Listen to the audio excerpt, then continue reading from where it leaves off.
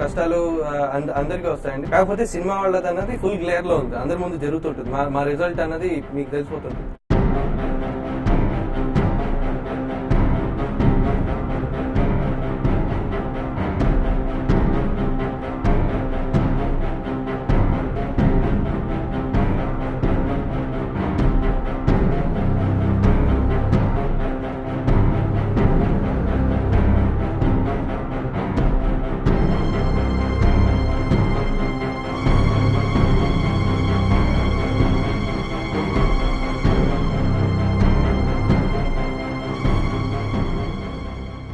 ఉదయ్ కిరణ్ గారు చనిపోవడానికి కారణం చిరంజీవి గారా? సుమన్ గారు జైలుకి వెళ్ళడానికి కారణం చిరంజీవి గారా? చిరంజీవి గారి పైన ఇన్ని నిందలు ఎందుకు వచ్చాయి? ప్రతి ఒక్కటి కూడా ప్రూఫ్స్ తో మాట్లాడుకుందాం. చాలా మందికి డౌట్స్ ఉన్నాయి. ఇక లేట్ చేయకుండా ఎపిసోడ్ లోకి వెళ్ళిపోదాం. ఉదయ్ కిరణ్ గారు మన సినిమా ఇండస్ట్రీలో అతని సినిమాలకు అతని సాంగ్స్ కి ఉన్న డిమాండే వేరు. 2000లో రిలీజ్ అయిన చిత్రం సినిమాతో మంచి గుర్తింపు కూడా తెచ్చుకున్నారు. తరువాత 2001లో నువ్వు నేను సినిమా చేశారు. మళ్ళీ అదే ఇయర్ లో మనసంతా నువ్వే సినిమా చేశారు. ఉదయ్ కిరణ్ గారి నుంచి సినిమా వచ్చిందంటే అప్పటి యూత్ ఎగ్గబడి సినిమాలు చూసేవారు. అతని కెరియర్ కూడా పీక్స్ లో ఉండేది. పైగా ఉదయ్ కిరణ్ గారు మినిమం గ్యారంటీ హీరో అని నిర్మాతలు కూడా నమ్మేవాళ్ళు. ఎందుకంటే అతను తీసిన ప్రతి ఒక్క సినిమా కూడా లాభాలు ఆ రేంజ్ లో వచ్చేవి. అయితే 2005లో అవునన్నా కాదన్నా అని ఒక సినిమా వచ్చింది.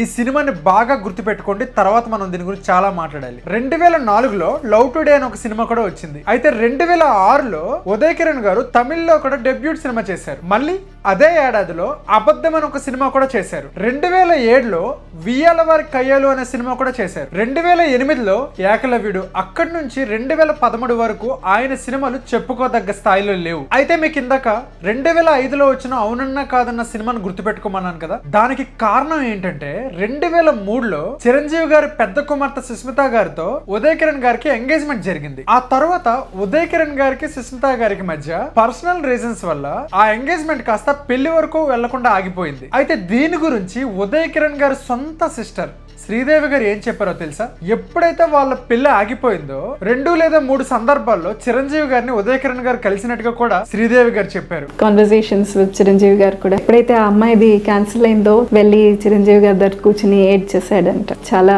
సపోర్ట్ చేశారు నన్ను ఆయన. చిరంజీవి గారు ఉదయ్ కిరణ్ గారికి ఎంతో ధైర్యం చెప్పి పంపించేవారంట. ఇక్కడ ప్రాబ్లం పెద్దవారి నుంచి కాదు, పెళ్లి కొడుకు పెళ్లి కూతురు అయిన ఉదయ్ కిరణ్ గారు సుస్మిత గారి మధ్య జరిగిన పర్సనల్ ప్రాబ్లమ్స్. అయితే మీరు గమనించినట్లయితే ఇదంతా జరిగింది 2003లో. 2005లో అవునన్నా కాదన్న సినిమా వచ్చింది. వచ్చి ఏ రేంజ్ లో హిట్ కొట్టిందో కూడా మీ అందరికీ తెలుసు. 2002లో వచ్చిన ఇంద్రా సినిమాకు ఆ విజయోత్సవ సభలో చిరంజీవి గారితో పాటుగా ఉదయ్ కిరణ్ గారు కూడా ఉన్నారు. నా మెగాస్టార్ చెయ్యి పట్టుకోవాలను, ఆయన ఒకసారి ముట్టుకుంటే చాలను.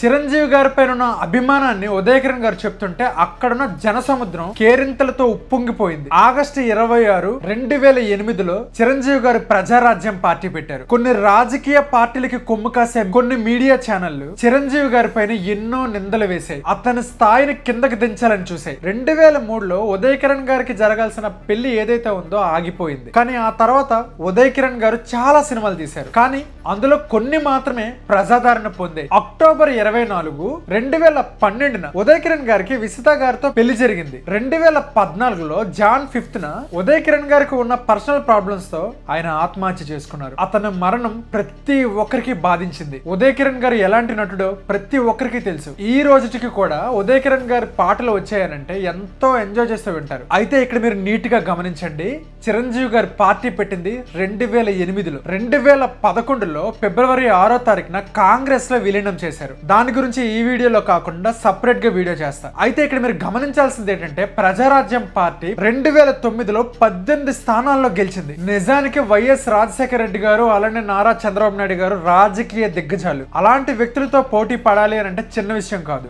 వారి మధ్య టఫ్ ఫైట్ లో 18 స్థానాలు గెలిచారు. నేను చెప్పినట్టుగా కొన్ని రాజకీయ సంస్థలు కొన్ని పార్టీలకు కొమ్ము కాయడం వల్ల చిరంజీవి గారిని చాలా డిగ్రేడ్ చేశాయి. ఒక అబద్ధాన్ని నిజం చేయాలని చూసాయి. 1985లో సుమన్ గారు జైలుకి కూడా వెళ్ళారు. దానికి వేరే రీజన్స్ ఉన్నాయి. అయితే అప్పటి మీడియా కూడా ఏం చేసిందంటే సుమన్ గారు జైలుకి వెళ్ళటానికి కారణం కూడా చిరంజీవి గారే అని ప్రచారం చేసింది. ఇన్ఫాక్ట్ ఆ ప్రచారంలో సక్సెస్ కూడా అయ్యారు. దానికి రీజన్ 1983లో చిరంజీవి గారు నటించిన ఖైదీ వచ్చింది. ఆ సినిమా రిలీజ్ అయ్యి చాలా భారీ స్థాయిలో హిట్ కొట్టింది. అప్పటి వరకు ఉన్న రికార్డులన్నీ తుడిచిపెట్టుకుపోయింది. అయితే 1982లో సుమన్ గారి నేటి భారతం, 1984లో సుమన్ గారు నటించిన సితారా సినిమా, ఇవన్నీ కూడా చాలా మంచి హిట్ కొట్టాయి. అయితే అప్పట్లో సుమన్ గారు చాలా అందమైన నటుడు. గ్లామర్ ఫీల్డ్ లో ఆయన కొట్టినవారు లేరు. అప్పటి హీరోలకు సుమన్ గారు చాలా టఫ్ ఫైట్ ఇచ్చేవాళ్ళు. అయితే ఆ సమయంలో చిరంజీవి గారి ఖైదీ సినిమా ఊహించిన రేంజ్ లో హిట్ అయింది. దాంతో అప్పటి రోజుల్లో చిరంజీవి గారికి సుమన్ గారికి విభేదాలు ఉన్నాయని,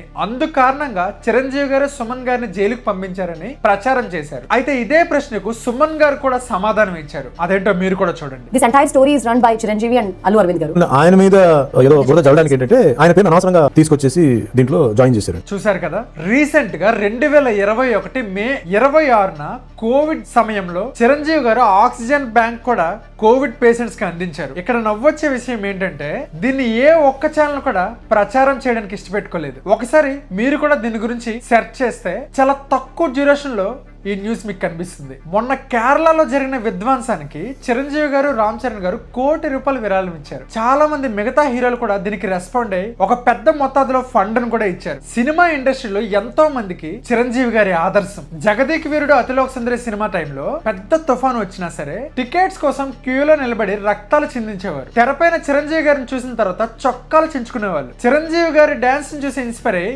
ఎంతో మంది కొరియోగ్రాఫర్లు కూడా ఈ రోజు ఇండస్ట్రీలోకి వచ్చారు. అంతేకాకుండా చిరంజీవి గారు పెట్టిన బ్లడ్ బ్యాంక్ లో కూడా కొన్ని లక్షల యూనిట్ల బ్లడ్ ని అందించగలుగుతున్నారు. చివరికి దాన్ని కూడా రాజకీయం చేశారు. దాన్ని కూడా చిరంజీవి రక్తాన్ని అమ్ముకుంటున్నాడని మీడియాలో ప్రచారం జరిగింది. ఎంతో మంది కళ్ళు లేని వారికి కూడా ఐ ట్రాన్స్ప్లాంట్ చేశారు. గత ప్రభుత్వం సినిమా టికెట్ రేట్ ని తగ్గిస్తే ఇండస్ట్రీలో ఉన్న ప్రతి ఒక్కరు కూడా చిరంజీవి గారిని కన్సల్ట్ అయితే ఈ ఇష్యూని ప్రభుత్వం దృష్టికి తీసుకెళ్లింది కూడా చిరంజీవి గారే. చిరంజీవి గారు మాట్లాడడంతో ఈ ఇష్యూ సార్ట్ అవుట్ కూడా అయ్యింది. అయితే దీనిపైన చాలా మందికి చాలా రకాల మిక్స్డ్ ఒపీనియన్స్ కూడా ఉన్నాయి. అయితే చిరంజీవి గారి అభిమానులకు, పవన్ కళ్యాణ్ గారి అభిమానులకు ఉన్న మేజర్ ప్రాబ్లం ఏంటంటే రీమేక్స్. ఎందుకంటే వీరిద్దరు స్టామినా చాలా స్ట్రాంగ్ గా ఉంటుంది. కానీ వీరు రీమేక్స్ చేయడం వల్ల ఫ్యాన్స్ చాలా డిసప్పాయింట్ అవుతున్నారు. వారి కెరియర్ లో రీమేక్ సినిమాలతో వచ్చి బంపర్ హిట్ కొట్టిన సినిమాలు చాలానే ఉన్నాయి. కానీ అది ఇప్పుడు వర్కౌట్ కావట్లేదు. డైరెక్ట్ ఫిల్మ్ తో వచ్చి ఫ్లాప్ అయినా సరే చూడడానికి సిద్ధంగా ఉన్నారు. ఒక మనిషి మీద ఉండే హేట్ రేట్ కామెంట్స్ చూస్తే అర్థమవుతుంది. లాస్ట్ బట్ నాట్ లీస్ట్, ఈ వీడియో కేవలం చిరంజీవి గారి మీద, అలానే చిరంజీవి గారి పైన ఉన్న ఆరోపణల మీద చేసిన వీడియో.